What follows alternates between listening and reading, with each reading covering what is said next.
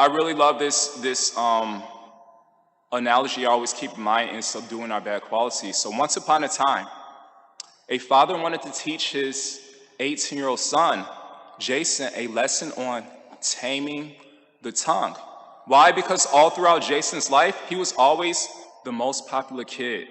He was a straight A student, and he was the star athlete on his basketball team. Consequently, Jason became very proud by thinking, I can say anything to anyone and get away with it. But his father warned him. He says, my dear Jason, it doesn't matter how powerful we are or how powerful we think we are. We can always be humbled by Almighty God.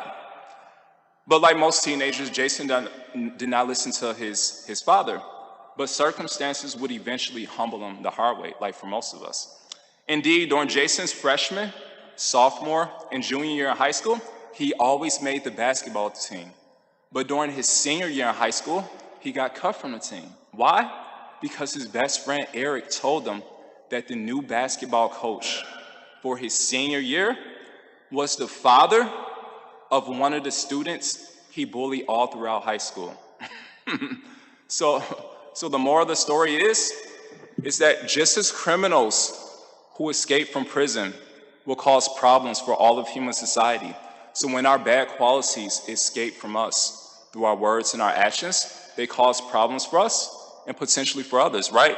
So how does the government subdue criminals? With security guards, right? So it's described that a wise person subdues pride with humility, envy with appreciation, and vengeance with forgiveness. So whatever bad quality we have, we're meant to subdue it by the good qualities. That's what the Bhagavatam describes. Sarva gunais. We're meant to cultivate all these good qualities. Why? To subdue our bad qualities. So therefore there's a saying, as long as a word remains unspoken, you are its master. Once you utter it, you are its slave.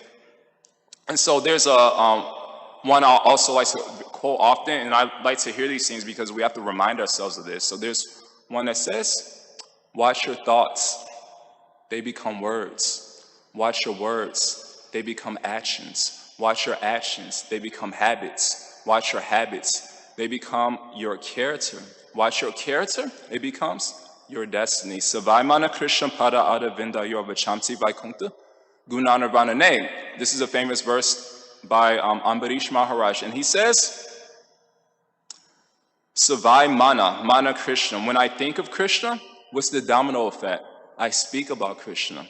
And what's the domino effect of speaking about Krishna? We act in Krishna consciousness. And so therefore we should be very careful of what we're thinking because they lead to words, words lead to actions, etc. It leads to our destiny. And on the other hand, when we think, you could say, negative thoughts, then what's the result? Pranashati. Dhyayato vishayam pumsa sangaseshu bhajayate sangat sanjayate kamaha kama krodho bijayate krodha bhavati samohaha samohashiti vibramaha shiti bramsha buddhinasho buddhinasha pranashati. The Gita, this is a very famous verse from the, chapter 2, verse 62 through 63. It says, while contemplating the objects of the senses. And what is that? Nadanam najanam, I want more followers than others. So what happens if somebody gets more followers than you, more subscribers than you, more likes than you, more retweets? So we're actually conditioned in this age to put ourselves above others. So what happens when somebody gets more followers? You're contemplating the objects of the senses, even if it's a subtle object. And what is that subtle object? Fame. So what happens when other people get more fame than you? Then the Gita says, krodha, anger arises. From anger, delusion. From delusion, bewilderment of memory. When memory is bewildered, intelligence is lost.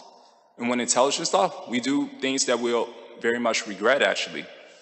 So that's the conclusion, that we should be very mindful of what we're thinking.